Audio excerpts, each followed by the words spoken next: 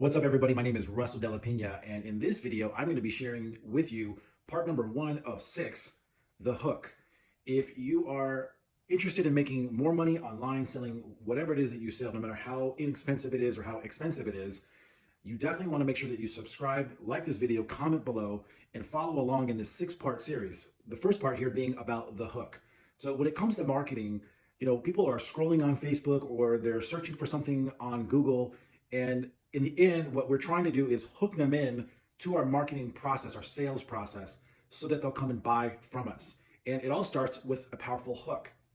I remember years ago when I first met my wife, I was throwing out a bunch of hooks to hook her in, to reel her in, so that she would be interested in me and ultimately start dating me. And then I had to hook her later on to ultimately marry me. And, I was throwing out a ton of different hooks to try to see what would happen. In fact, the way I met her was at a salsa club. I actually used to dance salsa on a professional level, and I met her at one of the clubs that I was at, and I asked her to dance. My hook was, "Hey, would you like to dance?" It was a question. By the way, tip: a great way to use hooks is through a question that we call a sales question, something that would make someone have to, or make the human brain have to answer the question. And so I asked her, "Would you like to dance?" And thankfully, she said yes, and so we did. And obviously, it was a pleasant experience. Or so I thought. And so later that evening, I went up to her and I threw out another hook and I said, "Hey, would you like to keep in contact?" I'm giving away my my cheesy secrets here, but I asked her if she would like to stay in contact. I was so brave that I decided to ask for her Facebook Messenger instead of her phone number. Just kidding. I was a total wimp when it came to that. I was nervous. I felt intimidated by her, but I thought, hey, this is my shot, and I could at least get a safe maybe with by asking her for her Facebook Messenger instead of asking for her phone number. It might be too much of an ask. So my second hook was, would you be willing to do that? And she said yes. The problem was she didn't respond to me for months, and I sent out several other hooks. I would send out messages on Messenger, and 4 times actually she ignored me.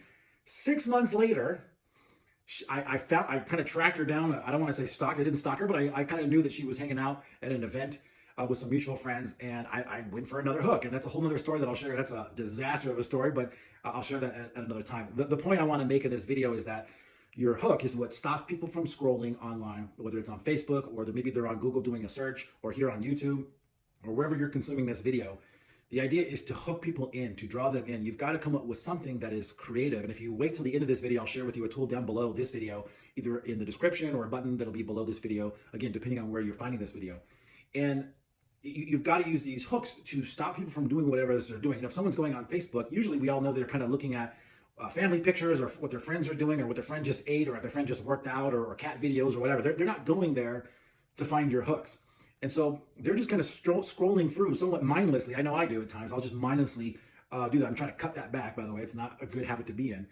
But the problem is that that's what they're doing. And if you don't have a strong hook that's going to stop them from the scroll and pull them into your content, they're not going to do that. They're just going to scroll right past it. Same thing on if you're doing a Google ad, or if you're in social media. Wherever you're posting your content, you've got to have a hook. You don't want to just kind of go into the bland, boring, this is what I do. It's got to be something that captures someone's attention through curiosity, or maybe you're using specificity to stop them and then get them then to read maybe a story about you. So like a hook that would lead into a story. That'll actually be the next video on storytelling. But for this one, I just want to encourage you that you've got to really dial in this idea of a hook. That's what I had to do in order to get my wife to, or my now wife to, at that time, give me her Facebook Messenger, so that way I could keep in contact. And even after that, they say that the fortune is in the follow-up. I had to follow up 4 times, and I got ignored, all of them. All 4 times. But I'm a pretty persistent guy. And so 6 months later, I finally saw her again, and I started throwing out even more hooks. Why? Because I wasn't 100% sure, obviously, which hook was going to work. And, I'm working with folks right now, and sometimes they're like banking on just the one hook. And as a digital marketer, a direct response copywriter, and a sales funnel builder, I've realized really, really quickly that there's no one size fits all, that not all hooks are created equally, that if you're going to bank on just one thing working, you're taking a massive risk. And oftentimes, you can put all of your time, effort, and resources into just one hook that you're using to market, and you find out it doesn't work, and you think, oh, well, this whole marketing thing doesn't work, or this social media thing doesn't work, or paid ads don't work.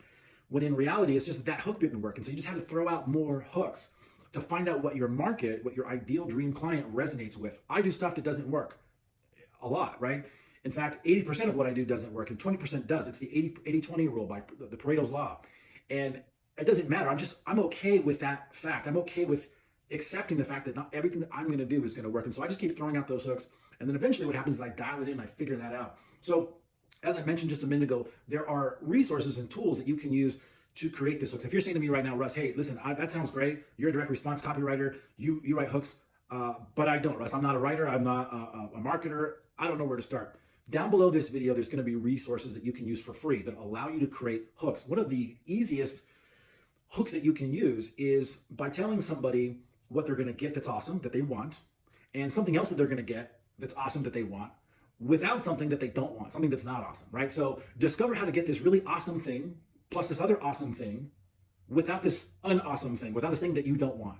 So discover how to get something good plus something else that's good without something that's bad, without something that you don't want. That's a great formula. It's kind of a bread and butter formula in the copywriting world that we used that basically is immediately telling somebody what they're going to get that they want. We already know in advance they want it, but we're saying it and framing it in a way that makes them go, well, that's great. That sounds amazing. You're telling me I can get this plus this without this pain or suffering that I don't like doing. You know, how to lose the stubborn belly fat in 27 days without diet and exercise. That might be an example of how to create a creative hook that would stop the scroll or stop the search on Google, for example.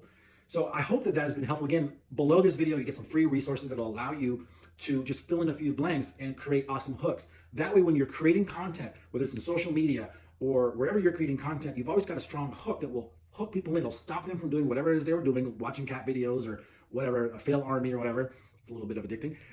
And they'll consume your content. That way they get to know, like, and trust you versus you having some wonderful content, but that nobody ever watches. You know, the hook is kind of like the book cover. If, you know, we say we shouldn't judge a book by its cover, but we all do.